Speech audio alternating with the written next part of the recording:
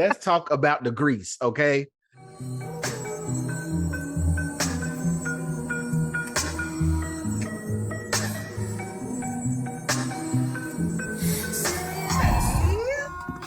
What is this? Why doesn't it have a label? Because I make it myself. Congratulations. But even Etsy makes you put ingredients now. Well, I'm not selling it, and it's going on Nella's hair, so why don't we ask her if she likes it? Smells pretty. Girl, I taught you better than that. You were on a hair care journey. Are you gonna throw it out the window for some unknown ingredients? I mean, no. Exactly.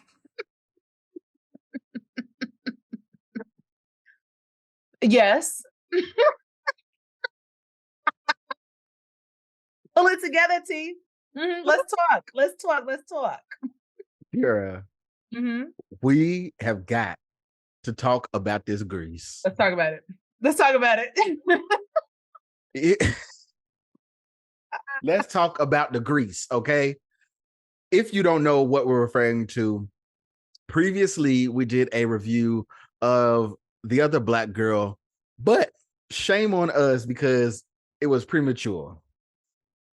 We reviewed it and we gave our rating of The Other Black Girl based on the first 5 episodes. Little did we know, the next 5 were going to completely change the game. Tiera, like, yes, I'm gonna do something, and this is gonna be our first time doing this.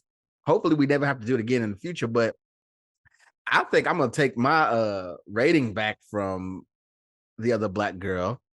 What was happening with this hair grease from episodes like 6 through 10? Talk to me, Tiera. What happened? We were doing good. We were on a roll. We were enjoying ourselves. And then the show was like, hey, here's this. Never mind. What happened? it's giving self-sabotage. Like the way that we were just doing so well. It was such a great script. It was just a great story. And then we just took a hard left, and I'm not sure why. I still have questions. And then I was like, we were praising it for how, like, the writing and everything. But now I'm wondering, maybe I should have read the book, because is this grease in the book too? Like, okay.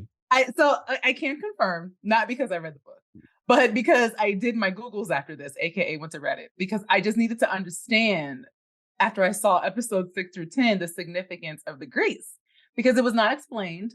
I was thoroughly confused, downright mad, because I had given this such a great rating. And then again, they just threw us for a loop. But I can confirm, based on Reddit, that the grease is in fact in the book. Sure. Basically, there's an episode in The Other Black Girl where we kind of get a flashback of Diana and what was the publishing executive's name? The black lady. She started with a K. Oh, Kendall. Kendall. No, it wasn't Kendall. They called her Kenny though. Kendra Ray Phillips.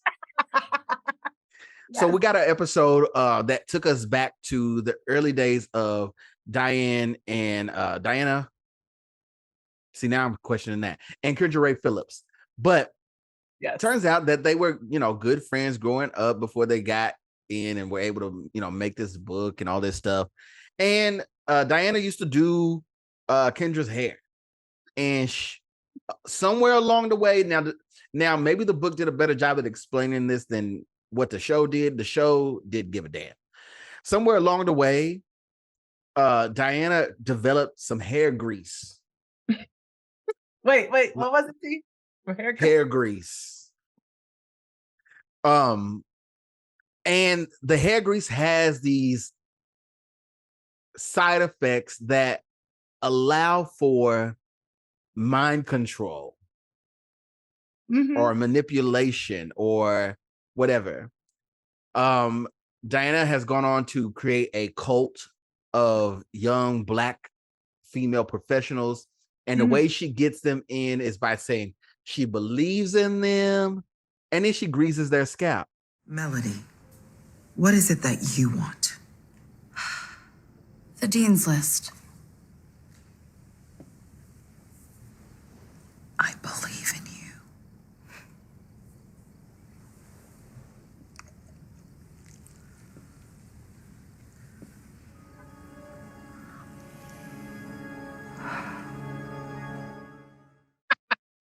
But not really, though. Can we talk about it? Like, not really. Because the way she was parting the hair and just like slathering the grease on top of the hair, but not really on the scalp, like, that's not how we grease our scalps. It's how you grease a bad wig, is what it is. Like, it's true. Garcelle, fancy. Garcelle know better. Garcelle fancy. Better. I know at some point you had to have some blue magic on your head.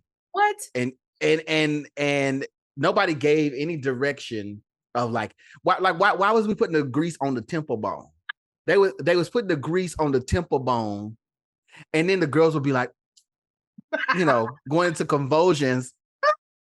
And I just didn't understand what was happening. I was like, so it went from me watching it and enjoying it the first half to the second half. I was watching it, trying to I was waiting. I was like, okay, they're gonna tell us. They're gonna tell us. Yeah. They're gonna tell us. They're gonna tell us. They're gonna tell us. They're gonna tell us. We got to the last episode 10, and they didn't tell us. And it was giving like, are y'all trying to make this like a cliffhanger, like set up for season 2? But like, that's not how you set us up for season 2. And also, we're just gonna go Google it because we want to know. Man, listen, and we didn't find anything. What was you saying you saw about the pituitary gland or whatever with the grease? Why was this grease able to help mind control these young women? What was it? What was the explanation? Saw on the Reddits? Again, I did not read this book. Jesus. I just saw this on Reddit. Someone was saying that one of Diana/Garcelle's schoolmates, classmates from college, created this in her PhD program or something, like in a chemistry PhD program. She created this grease. And that is how they found out. Actually, they didn't say how they found out, but basically the grease impacts the frontal cortex. And that is how.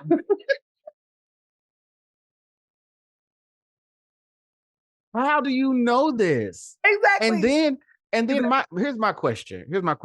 If you discovered a mind controlling topical substance that can get a group that can help you create cults, right?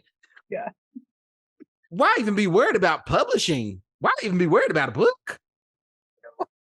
Wouldn't you be like a mad scientist? Shouldn't you have an underground layer somewhere, like trying to take over the world, like Pinky and the Brain? Like, shouldn't you? This matter of fact, this should be your stance. If you discover hair grease that affects the frontal cortex, and this should be your stance. And anytime anybody asks you something, that should be your answer.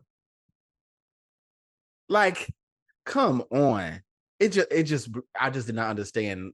Like, I was like, this is groundbreaking science. This is life. And you're worried about publishing? I was very pissed off, I must say. I was extremely pissed off, very confused. Again, and I had said this to you offline, like, why not make it an edge control? Like, why is it a hair grease? Because, listen. Or it could have been a dropper. It could have been oils. A little oil, some miracle drops. Like hair grease. Hair grease. I think I still what's the orange can that people used to use for the waves, and it's a metal can. Oh yes, I know you're talking about. What's that brand, y'all? Y'all know what I can see it. I think I still got that from like 98. Like, come on. Yeah, I was really disappointed. I also need to change my rating because I can't. I simply can't. And it was 5 episodes of that. Like, this was like, it wasn't just like one little, like, this was a thread throughout the whole second half of the season. Like, it was significant. And I'm not understanding Why? Yeah.